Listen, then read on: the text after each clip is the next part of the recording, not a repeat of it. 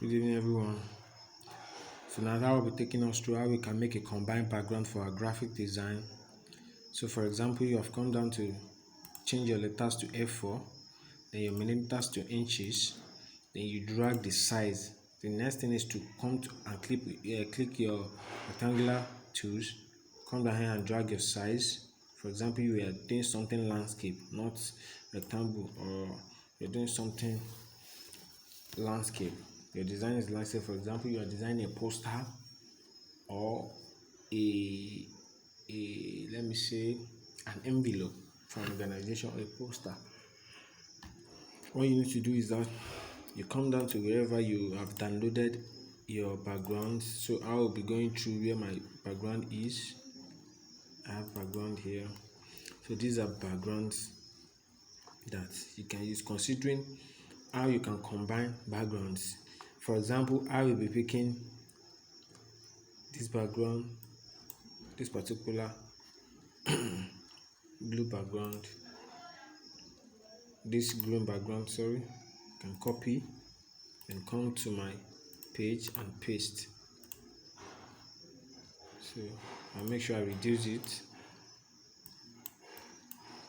I reduce it more so that I can see. So this is my first background. I'll go again, search another background that has relative color in common with the previous one I selected. Let me take these two, copy, and come back to my page and paste, which is Ctrl V. I have to reduce it more. So this is my first and second background I'm combining now. So I will paste this with right click. I select it with right click, carry it and drag it inside the box I created. Power clip, drag the second one to power clip, then right click on the box, scroll up, edit content. So I want this background to fade in to the right and the other one to fade in from the left. So I'll make sure I drag this to be bigger, and the other one here too should be more bigger. So what I need to blend into the two together is to come down here and pick my tools, which is my transparent tools, interactive transparent tools. So after clicking it, I click on this and drag my design like this. The color has already blended. Let me undo so that we can get it here. After picking my interactive tools, then I click on either the first or the second background. That I want from here to here to be fainted. That's the command I gave the mouse. So you can see the color blends in together. So I can even highlight after this. For example, I now want to make this color uniform so that I can fill the original rectangular box that I size. I want to fill it with another color.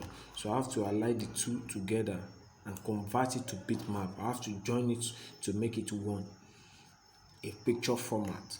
So I'll come down here, scroll to bitmap, convert to bitmap. That bitmap means when you convert anything to bitmap without undo, you can't edit it again. You can convert a text to bitmap. That is, you convert that text to being a picture that nobody can edit it or something. Just like the graphics you convert to export and put inside your phone for view. So I'll come down to convert to picture, convert to bitmap, and scroll down. We will be there. If you are still coming on color, so scroll down from here, scroll down to RGB, basically for phone stuffs, and okay. So after then, I can now come back to my transparent tools again, click on the main background, then come down here to select uniform, that is to faint. Uniform, you see it as faint. You can increase the transparency here. You can increase it, you can reduce it here, you can increase it. So I'll be okay with 69. Then after then, I click on finish, edit content. So the box is already no color filled on the box, so I would like to fill it green so that the color will blend. You can see now this is the two color combined background. So that's the first one, Let me take us to another one. Let's select another background. So that I'll go back to my background. I'll be selecting a blue background so that I can make combined. Let me select this for my first background here. And I come down here and paste. So come down here and paste, reduce it more, and go back again and select another background. Let me be selecting this. Combination of the background you will be selecting must have relevant color common.